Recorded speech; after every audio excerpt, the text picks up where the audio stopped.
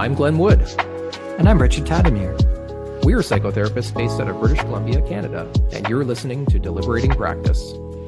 In this podcast, we deconstruct everything from the foundations of therapy to its newest innovations and horizons. We take a critical perspective on contemporary issues that affect therapists across the world. We share our own stories, both personal and professional, and sometimes we talk to other therapists too.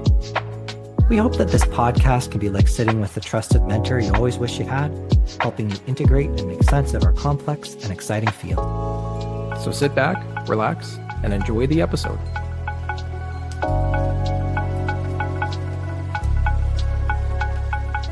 For resources, show notes, and to work with Richard or Glenn for supervision, consulting, or counseling, go to deliberatingpractice.com. All right. Hello, Richard. Good evening. Good to see you, Glenn. Good to see you too. And welcome back to our listeners for part 2 of our discussion on psychedelic assisted psychotherapy. As we referenced in our previous episode, both Richard and I found that there's so much to this particular topic that it warranted splitting the episodes into 2 parts. Richard and I have been feeling profoundly impacted by our preparation and discussion around this episode. And part 1 has certainly got us thinking. Richard, there's more to talk about, isn't there? I think there's a lot more to talk about. Yes. Where do you think we should start tonight? Well, I think we're planning on starting on returning to a topic we discussed a little bit about our understanding of healing transformation versus symptom reduction. Right, that's right. We were tiptoeing around this in part 1, the implications that psychedelic assisted psychotherapy has on the mental health care industry as a whole in Canada, the United States, Europe, and around the world. That if we are to take seriously what psychedelic assisted psychotherapy is asking of us as practitioners and is bringing to the people that we're healing, then we're going to be asked to completely reconsider the way in which we deliver mental health support. Do you think I'm wrong to say that, Richard, that it's that radical? No, I think it has the potential to be that radical. It could be washed down. There is, unfortunately, that happening in certain realms, but there's also things that surprise me every day in the field. And as I referenced last time, this is like nuclear energy. It has the potential for a lot. Yeah, speaking from your experience and referencing the research, I certainly get that case that we're on the cusp of something immense. And as we've referenced previously, the risks and rewards, the stakes are very, very high.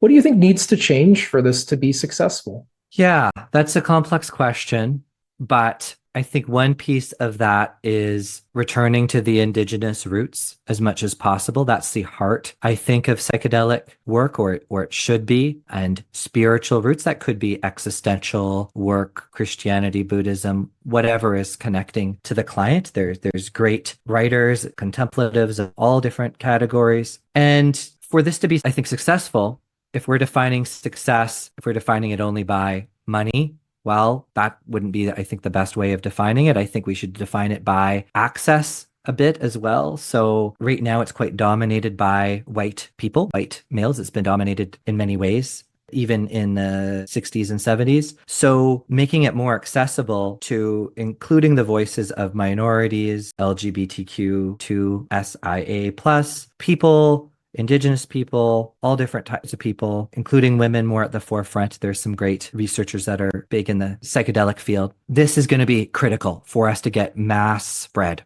I guess, so to start shifting culture. That would be my hope. So utilizing groups versus just individual, seeing this, accessing spiritual avenues, whether through church, like the Santo Daime religion that uses ayahuasca, even up here in Canada with religious exemption. Other people will access it through the psychedelic assisted therapy route, which we've been discussing. And there's also other routes, microdosing, creativity, boosting routes. We'll talk a little bit more about that. Silicon Valley, lots of purposes. And I think we want to kind of not leave any stone unturned. If we come, and as long as we come from an attitude of mindfulness and ethical practice.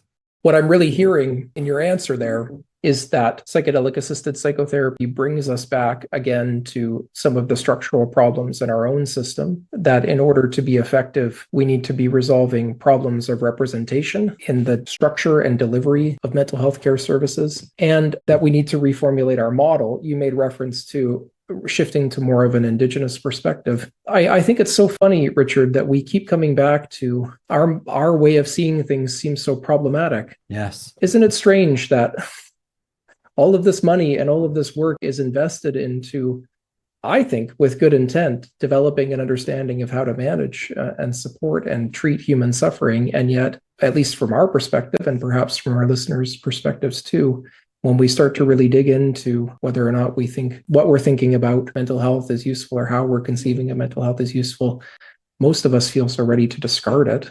What is it about the way that we see mental health now that is so contradictory or that conflicts so strongly with how psychedelic assisted psychotherapy asks us to consider mental health?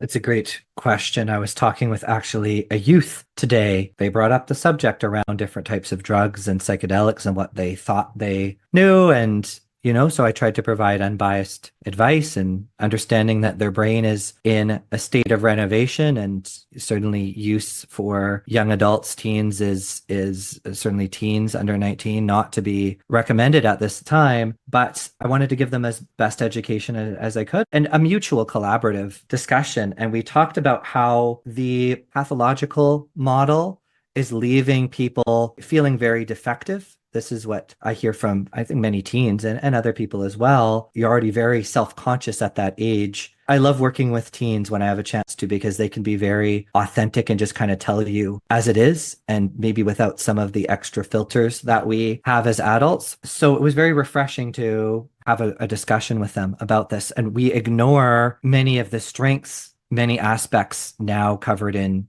positive psychology, but also covered for millennia within philosophy, religion, spirituality, etc., traditional healing practices. So we're very limited. Psychotherapy has become, we become a priest, we become the guru, we become the therapist, the coach, everything. And I think this is a untenable role for us, knowing that culture has already put us in that place. We certainly need to take responsibility and aware that this is the role that maybe people are and society may see us in, but to be really careful and respectful of that role and look at any time that we can reference a base of, all of the wisdom that has come before us, as well as be willing to refer to a spiritual director, refer to an elder, a knowledge keeper, somebody within the person's faith, or perhaps they're a spiritual soul searcher and just looking kind of in general for that sense of meaning. So we run into problems when we think we can be everything to everyone. And psychotherapy, it's been discussed, has kind of replaced religion in some ways. But we have to be really careful about that. I agree. I like your answer there. I think we offer a very specific type of support. At least how I define my role is primarily relational and experiential. I think I see myself as someone who helps a person to experience themselves. That is not always consistent with all the roles you described that people do expect from the world of psychotherapy and increasingly can't find in other areas of their life. Priest, coach, mentor, parent. Yeah. And on and on and on. Something that came to mind while you were talking, I was thinking about my experience when I worked as a child protection worker for the Ministry of Children and Family Development. And I worked in the Indigenous stream. So I worked exclusively with Indigenous families in a junior role and then moved into a full worker role. One of the things that always struck me, I had some really incredible colleagues. I think we did some really excellent work within the system. But I just couldn't help but coming back to this sense that bureaucracy was the problem, and that bureaucracy doesn't help people. Relationships help people. Oh, yeah. And that the very elements of the system that were meant to ensure its efficiency and manageability and fairness, perhaps. And fairness, were actually also impeding and getting in the way of the healing work that needed to happen. That clients were frustrated and angry and triggered by bureaucratic roadblocks or bureaucratic processes that needed to be done to ensure an equitable process, a structured process, a measurable process, but which ultimately left them feeling missed as a person. Absolutely. There wasn't room for contact. And I just kept thinking about, geez, wouldn't it be great if rather than the social worker having to do their whole safety assessment and family planning process, that we could meet people in their experience a little bit more and bring in an organic community around the person and really attend to the healing work in a way that was consistent with their experience and their worldview and their understanding. And yeah, I wonder if partly what needs to shift is how we deliver services too, and how we structure services. Yes. You've mentioned groups a couple of times in the context of PAT, and I get the sense that that's important, that community is an element of healing, of health, that is sometimes missing in our didactic psychotherapy relationships, and also in the way that we approach psychotherapy when we come from an information-only perspective, thinking about the increasingly large amount of psychotherapy that's conducted over the internet, web-based psychotherapy. That relationship is becoming less and less a part of how people try to make sense of their world and get better. That's right. That shift into technician versus clinician, it's a dangerous one.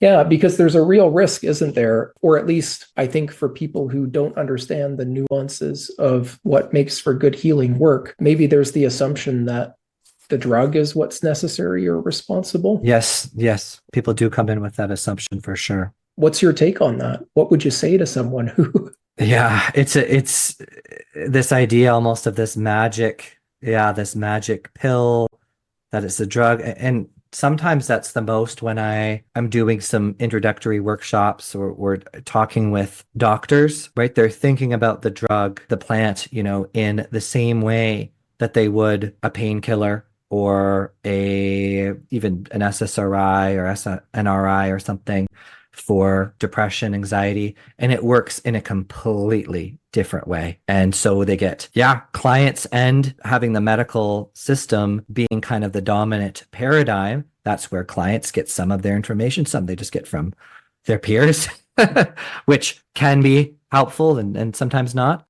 But the information that they do seem to be getting is, well, some of it reflects that, this is all drugs kind of have to work like this. And this is why it's not safe and it's bad and all of this, right? It's interesting. If you look at the DEA website around psychedelics, of course, it talks about, it's so funny. I read it and I literally laugh because it's talking about may cause hallucinations, may cause, a sense of out-of-body experience, may cause other things. I'm like, sweet. That's exactly what some of my clients who are heavily dissociated, now given the right prep, selected for properly, et cetera, et cetera, et cetera.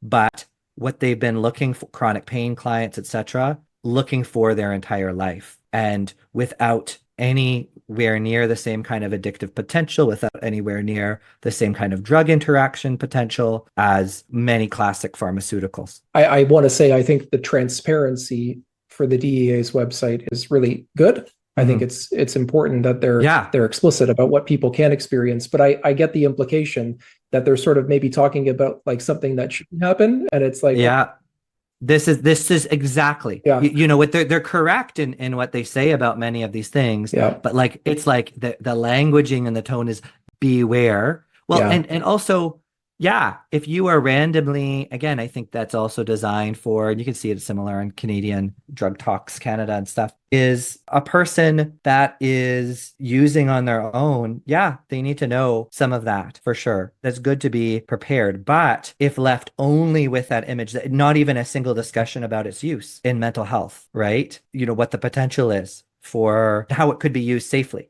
So it's a discussion of all of the negatives. Yes, we need to know those things. It can cause out-of-body experiences, etc. But putting it in the same class as street heroin or something. And implied in what you said too, and made reference to, here we are again coming up against a fundamental assumption in the medical model and in the medical world about how medicine works. There's a disease process, and this medication compensates for it. It shifts the body in a way where the disease is muted or less likely to be active. Totally different to think about medicine as facilitating a type of experience, as experience as medicine, right? Or as medicine as experience provider. We're really thinking about it in a profoundly different way. Medicine is opening a door. Yes. Traditional pharmaceuticals are designed to diminish those effects, right? So we think about the success of antipsychotics when they were rolled out in the 50s, but then they continued into second generation, third generation, into the 80s, etc. of wow, okay, people that were not able to live in society now have a chance to actually live a normal life. And amazing and wonderful. I think that was kind of maybe one of the huge like rocket ship at that time. And then we go into things like the antidepressants, etc. Helpful for some people, but also lots of side effects, as you've mentioned before, not discussed. And plateauing, right? A lot of research in psychopharmacology has plateaued in a lot of ways. It's operating from the same assumptions of kind of the elimination of symptoms as when they first were rolled out into the 50s after World War II. They're trying to eliminate we're actually here again, yeah, psychiatry may be looking at these things as symptoms.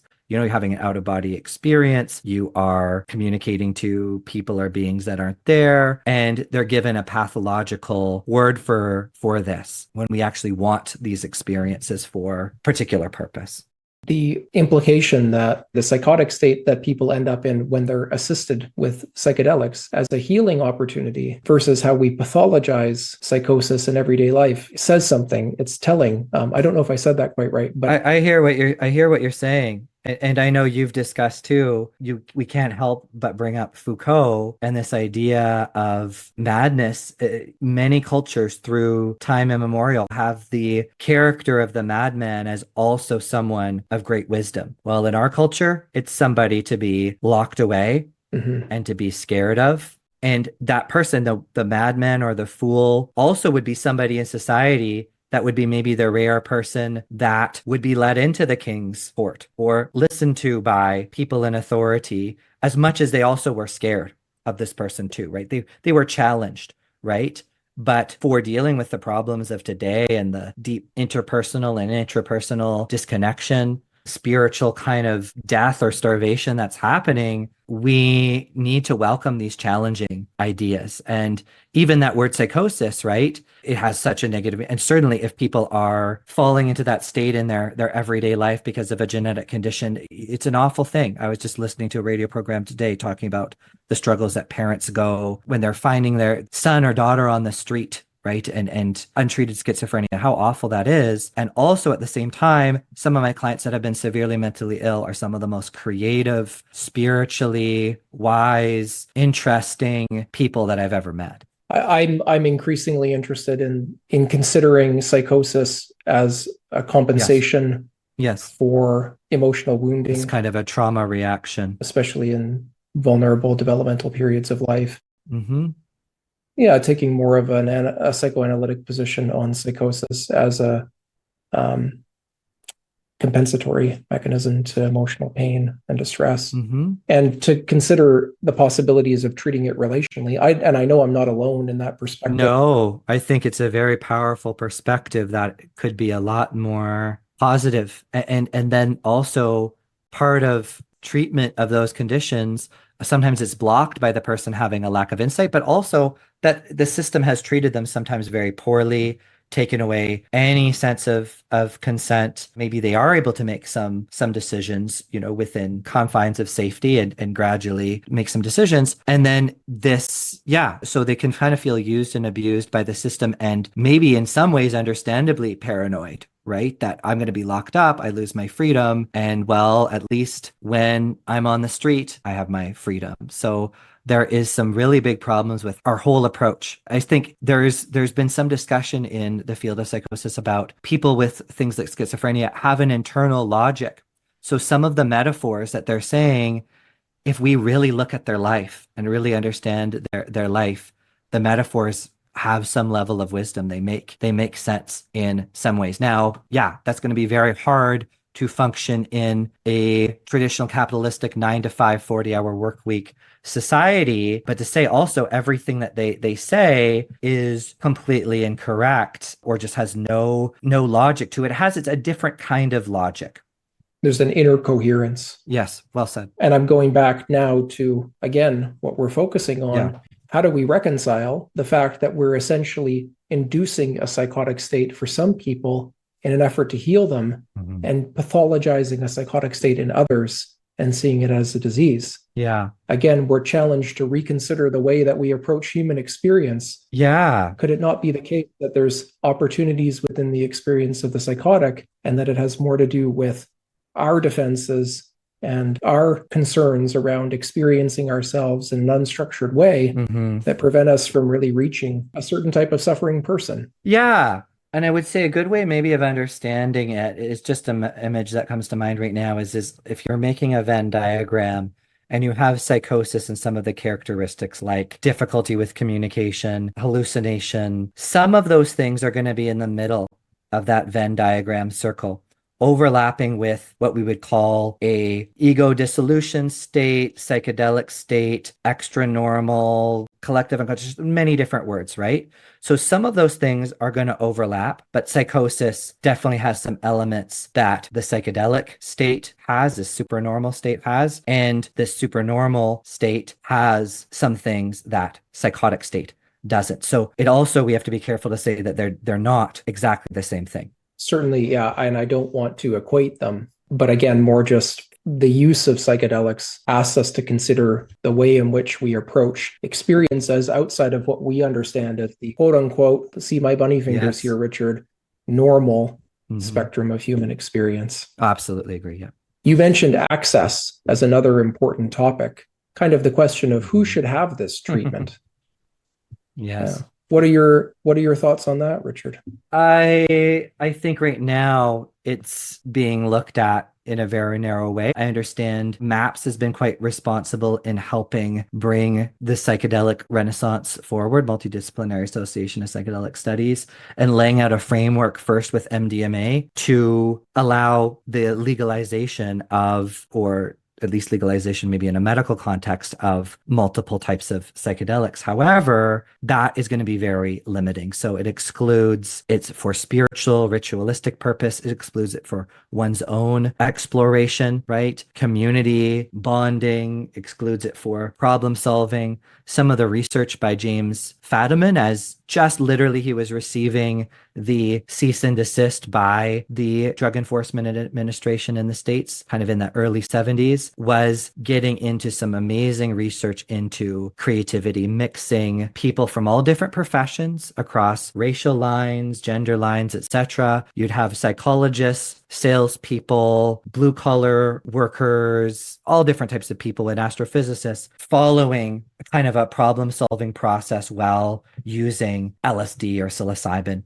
And they were seeing some really amazing people that had been stuck in problems for years, right? That maybe they're going to potentially lose their jobs. They're worried about, oh, maybe my career isn't meaningful anymore, etc. We're finding some really amazing creative potential bursts that were happening. And that's just one example, but I like in James Fadiman book about the Psychedelic Explorer's Guide, talking about so many other potentials that we can look at besides just, do you have a DSM diagnosis that's treatment resistant? And can we help make it maybe a little bit better?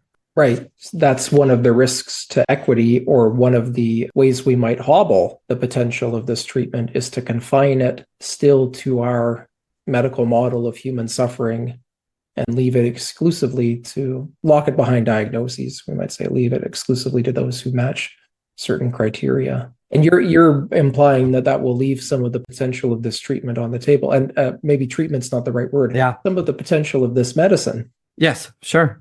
Absolutely. And then you have it also, it's been locked behind cost as well, especially for individual experiences, locked behind clinical trials. So not even if a diagnosis, but you also then may have to be in a clinical trial in some areas of the world, or certainly the US and Canada, in some cases, to access these things. So it's very restrictive. I understand that there is, especially after the difficulties of psychedelic use of going too far in some areas in the 60s and 70s, there was, of course, kind of a throwing out of the baby with the bathwater with that, of ignoring all of the wonderful potential. But yeah, sure, there was times where, even though these were consensual adults, and I think we do need to remember that there was times where people were maybe being dosed without their knowledge, etc. And yes, of course, that's inappropriate. But of course, to throw it all out was a very, very foolish move. So if we can expand it towards groups, some people may find it best to access within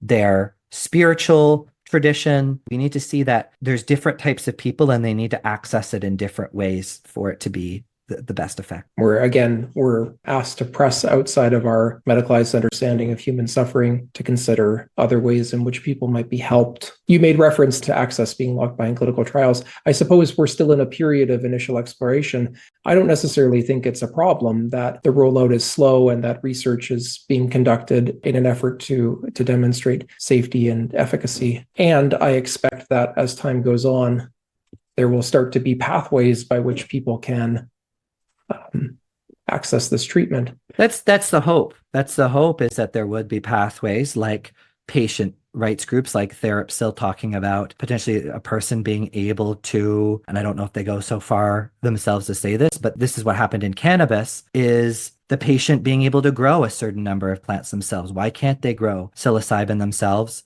Especially if they have access to good treatment providers, they're given education on it. People can have profound experiences with cannabis as well, especially with the high THC content in cannabis nowadays, much higher than our parents' generation. So I think there's a risk, of course, it's these two worlds fighting of unregulated, monopolistic capitalism that say there should only be for an elite few that can afford it, so it goes to the highest bidder.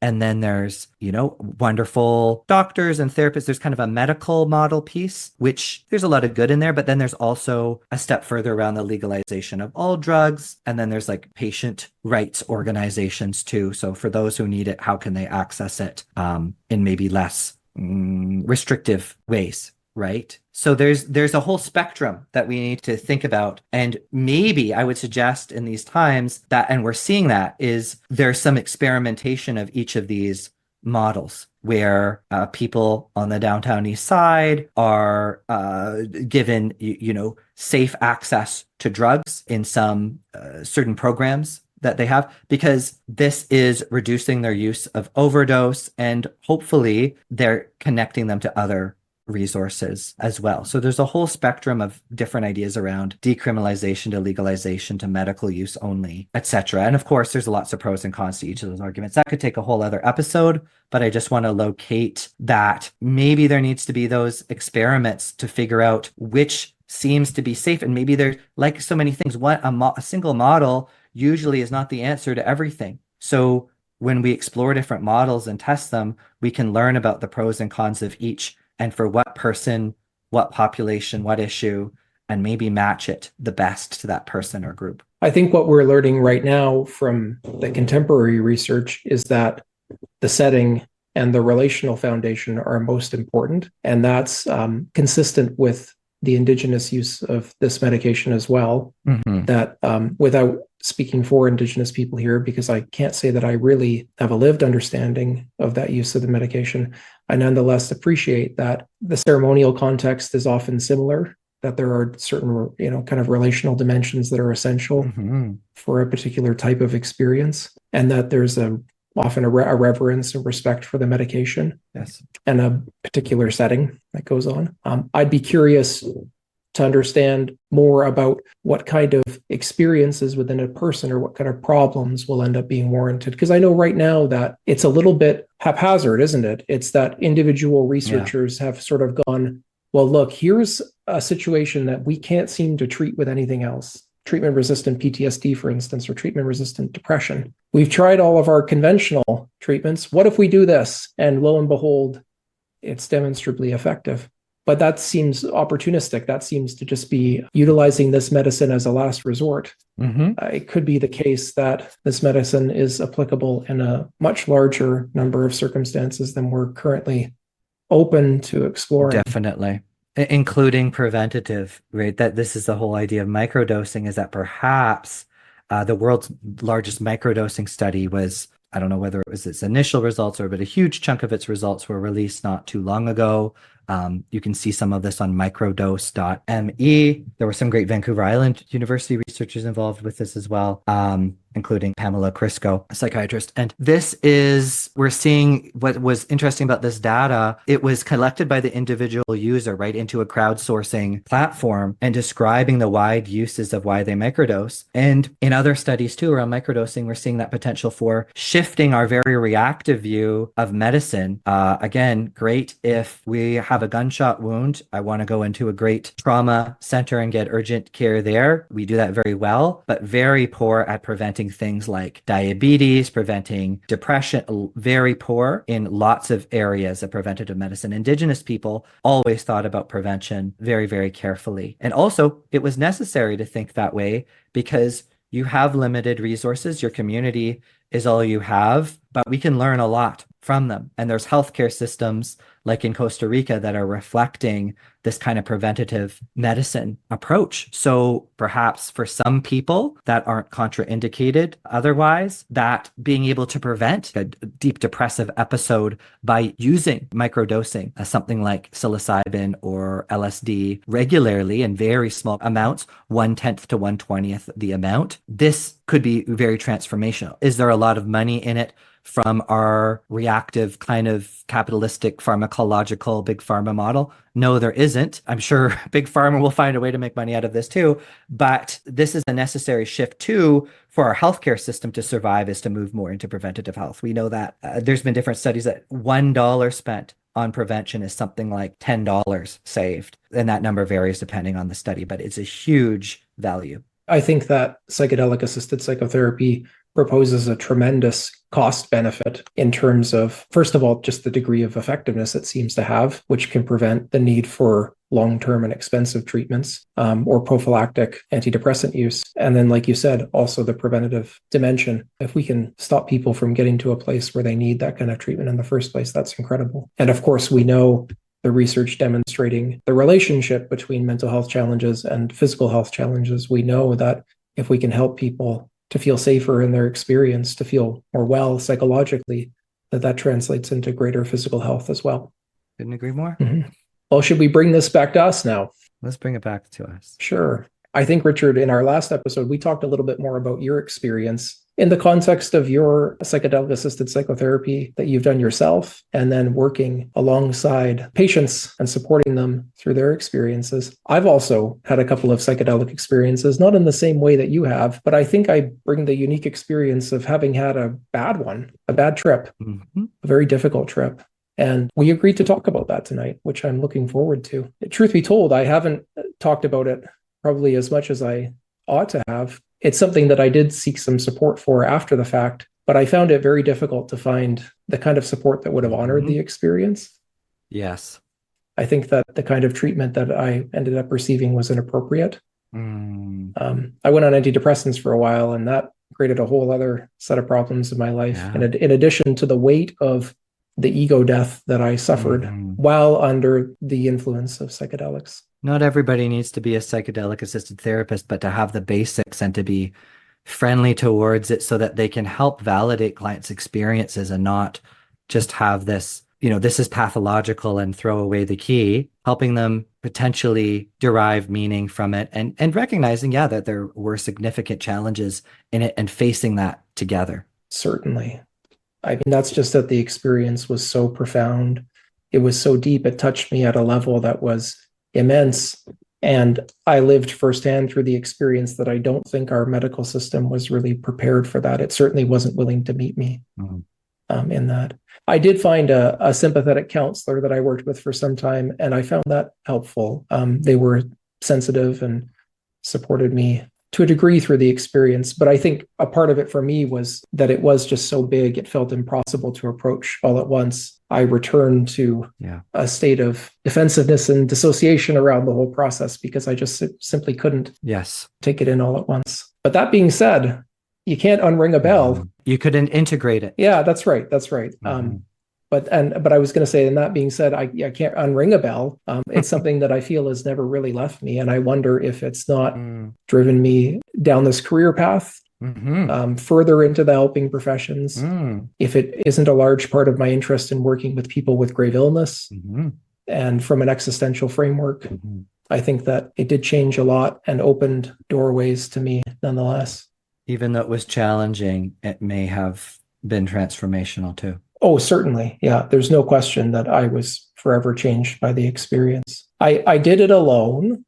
So that was, I think, maybe my first mistake is I probably took about 5 or more grams of psilocybin alone. Hmm. And I wasn't in the best place in my life either. Mm. I think like I was in a bit of a funk, but I was interested in psychedelics at the time. I'd had another mushroom trip a previous time with a friend that was so great. It was just such an Ah. amazing experience. He and we went into the woods. I think we had Mhm. a nice appropriate dose for both of us. Mhm. And it really facilitated for me a profound experience of joy and lightness of Mm. being. I really felt so connected to nature and to him and to myself.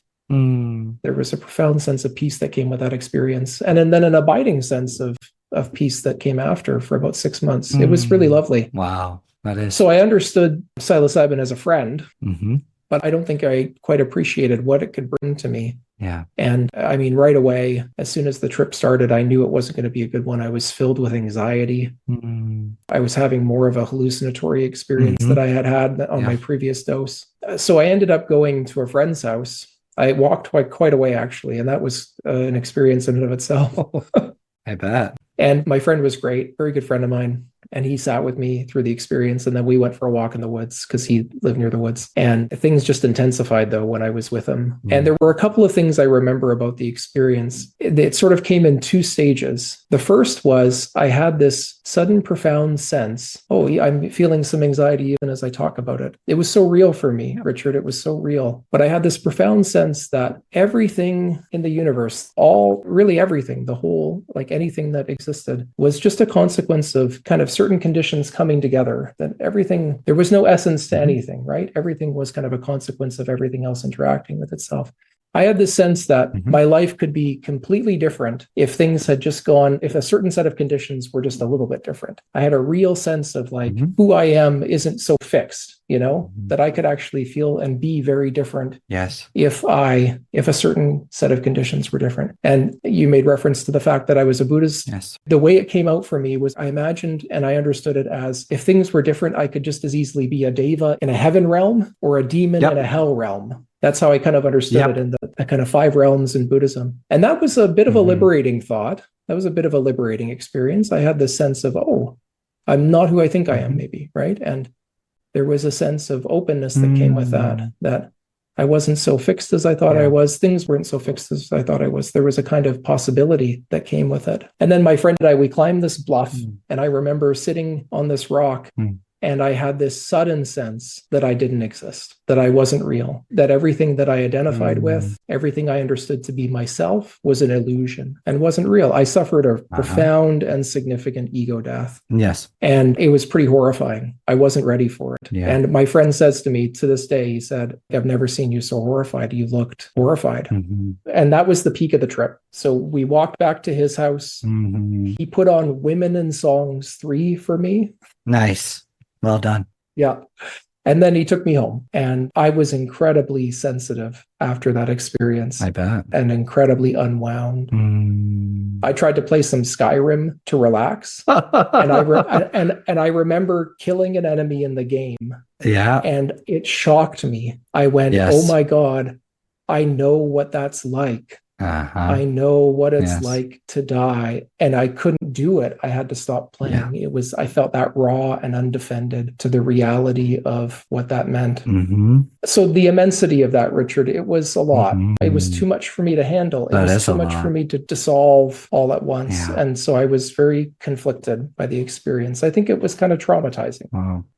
I imagine. I'm sorry you had that, that piece of, it's a very scary feeling to feel completely groundless. There's this potential with a lot of safety around it for transformation. But part of that's our goal as therapists is to prepare the person as much as we can, knowing that also we can't completely prepare them. But there is a lot that we can do, especially when we're looking at things just outside of ourselves and just therapy training and looking at some of the things like for understanding. I was talking with my friend who has a Hindu background, and there's very few words in Hindu that match anything that the DSM talks about. She just has to revert to anything around medical, really reverts to English. But there is words that we suck at in English around transformation, around conflict, around ego death, around all these amazing things. So when we can take a look at things wider than ourselves, I love Stanislav Grof's work because he's really taking from indigenous traditions, existential traditions. He's doing a wide swath of looking at the diversity of spirituality and philosophical concepts from the ancient Greeks to indigenous to now, that we need to, again, leave no stone unturned in being able to help the client, not me just saying, oh, this is what the experience means, but to when they're feeling like, I have no way of making sense of this experience. First of all, in the preparation to maybe have some reading and prepare them that this could be a possibility. But then in the integration to be, wow, maybe, you have not even ever thought about spirituality, or I know this isn't the case for you, but we were talking about Silicon Valley clients that they come in and they're expecting this to just help them code better. And then they have these experiences, Glenn. And we're now hoping to maybe create a team around them of maybe it's a spiritual director at a retreat center. It's us, it's other people and other resources around them that they may have not otherwise considered. I think what you're saying makes a lot of sense, Richard. I craved that afterwards. And you didn't get it. I had a profound sense of, no, I think I lacked the requisite safety within the experience, and then I lacked some of the language and support afterwards. I do believe that my previous experience and my interest in study of Buddhism and practice of meditation opened the doorway for this kind of experience. I think it could have been so much worse. You could have been hospitalized for a long time if you wouldn't have had that beyond just our psychology training, but into deeper wisdom for understanding transformative peak experience and challenging spiritual experiences like that. Exactly. Yeah. It got me that far. But there was this horrible sense afterwards of, what do I do with this? How do I make sense of this? How do I integrate this? That followed me for a long time. One of the turning points for me, though, was a snippet from a talk by Ram Dass. Oh yeah, classic. Yeah. Richard Alpert, yeah, that's right. Ironically enough, one of the psychologists involved in psychedelic assisted psychotherapy before going to India and really devoting himself to spirituality. Perfect example. But he described this idea of the dark night of the soul, which I think was so meaningful to me at that point, because I had this profound sense of emptiness and there was absolutely no fullness that was coming for me. But his perspective and his wisdom around that type of experience was very helpful, and it got me taking a step forward, and it kind of got me back to life.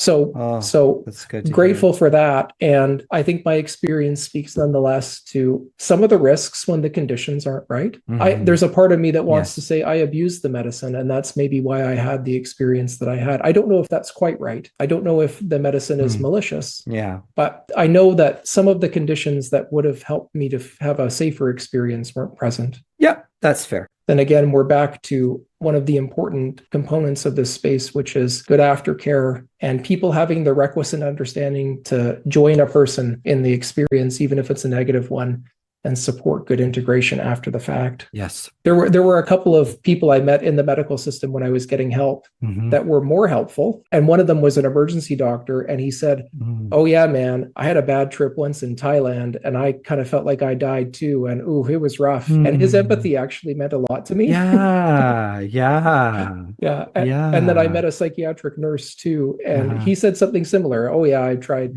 psychedelics back in the 70s, he said. And I feel for you, that kind of thing. It seems small at the moment, but I'm looking back on that now, and it helped. It made a difference, right? I bet it did. The human sensitivity. To have somebody who just can understand something about what you're experiencing that is very difficult, but that also I think that provides a little bit of hope, and that you're not crazy and you'll get through this. They got through it too. That's right. They're living proof. Yeah. I think, though, consistent with your experience too, and this is maybe the last thing I'll say about this experience before we wrap up for tonight, was I also felt a profound sense of vulnerability in the experience. Obviously, it was a negative one, but it felt nonetheless very true and honest. There was a part of me that wanted to flee the experience and wanted to go back into my previously established understanding of the world that felt safe. And at the same time, there was a part of me that knew that nothing about that was really true, and that felt compelled to continue to pursue the vulnerability despite the pain of the exposure. Wow. When you talked about my experiences have opened me up to wanting more vulnerability, I feel that in some ways that's been true for me as well.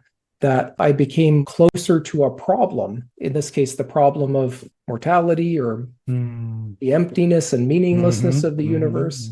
And despite the fact that parts of me felt reflexively compelled to push away from that, there has also been a part of me that has taken that upon myself and really seen that as important and inescapable and essential to embrace. And so it's become part of my work. Wow. As a person. Oh, that's amazing. Because you can't really enjoy that joy of life without the pain. Life is so much about these polarities and living within them. We have to understand suffering to be able to help clients in suffering and for them to know that we can tolerate it and they're not alone in that pit. We're there with them in some way without them also having to feel like they have to pull us out. Sure. No. Yeah. These are important things you're talking about. Again, it points to just what is required, I think, of the sitter, the shaman, the therapist, the spiritual director that's might be involved in this. And maybe we would say it's required that they have some experience of this too. Yes, that would be what we would be leaning towards for sure. Yeah, that they also have felt the exposure of vulnerability at that level and lived with it. Yes. Lived through it. Yeah. Exactly.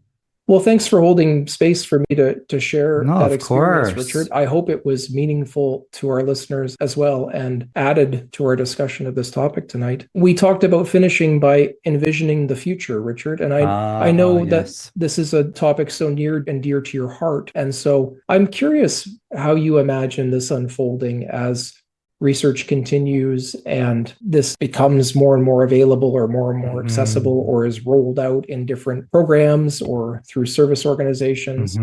What are your thoughts on that? Both your hopes and your fears? Yeah, maybe I'd like the listener to close their eyes for a second and just move into the future, let's say 20 years from now. And I see two potentials. So I see a client walking into their therapist office or whoever we would call that person in the future, and they're sitting down in the chair. It's a nice, cozy leather chair. There's a blanket there. There's soft music playing. There's aromatherapy going, and they have a chance to share about a recent psychedelic experience they've had. They've had a chance to share about a conflict with their partner.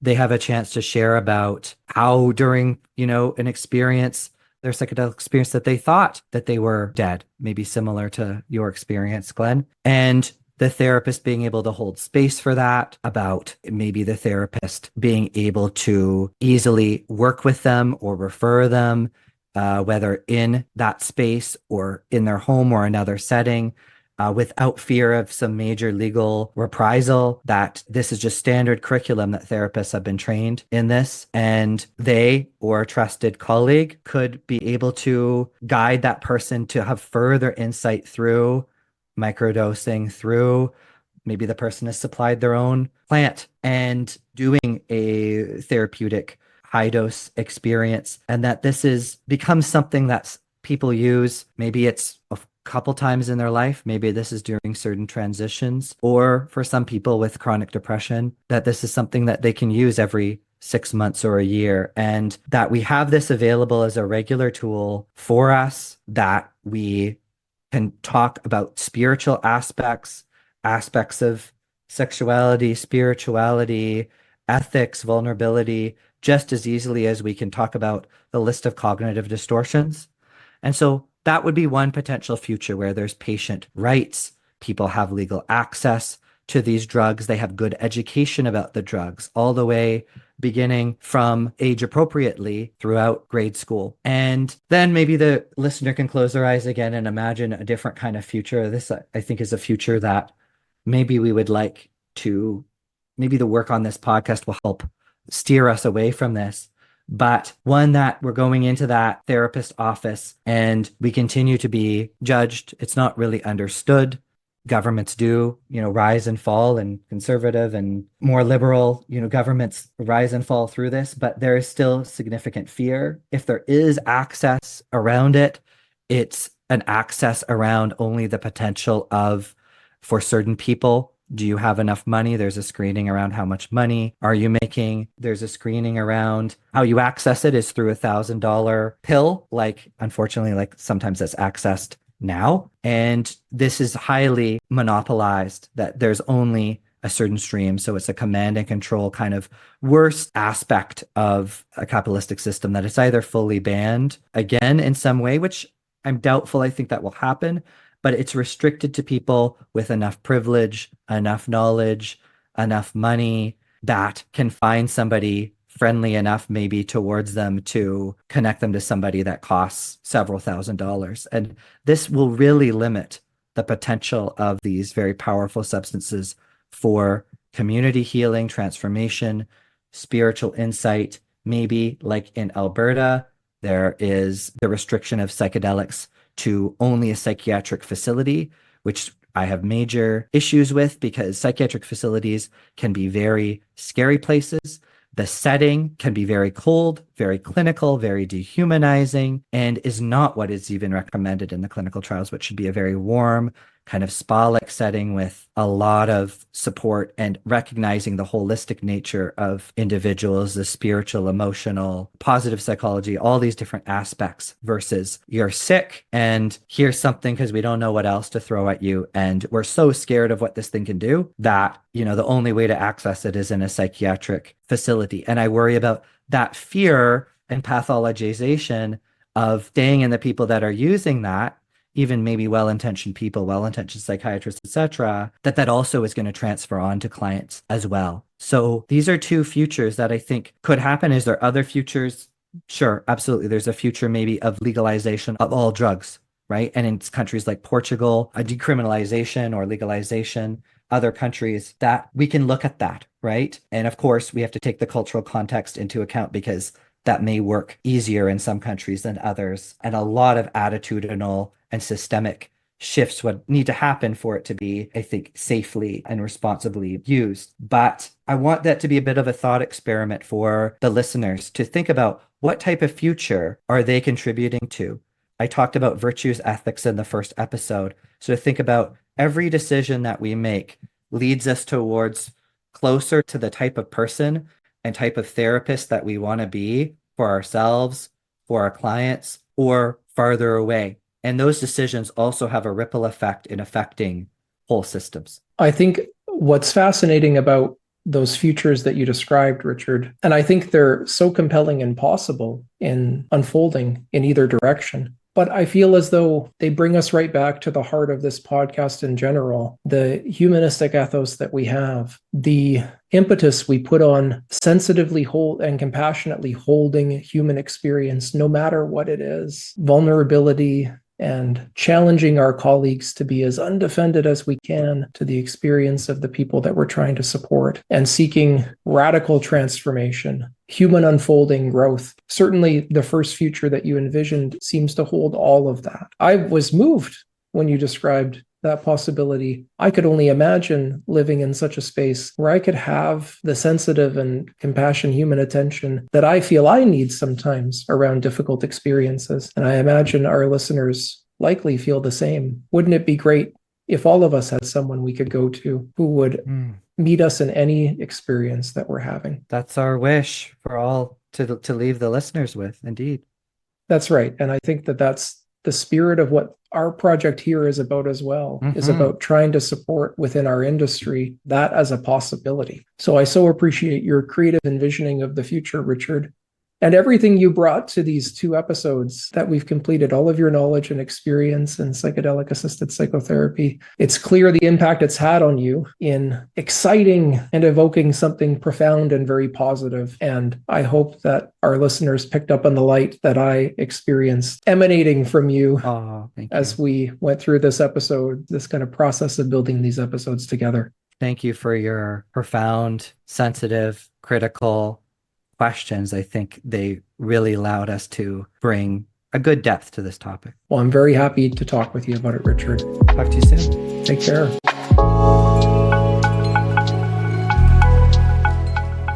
We hope you enjoyed the podcast and are a little wiser for it.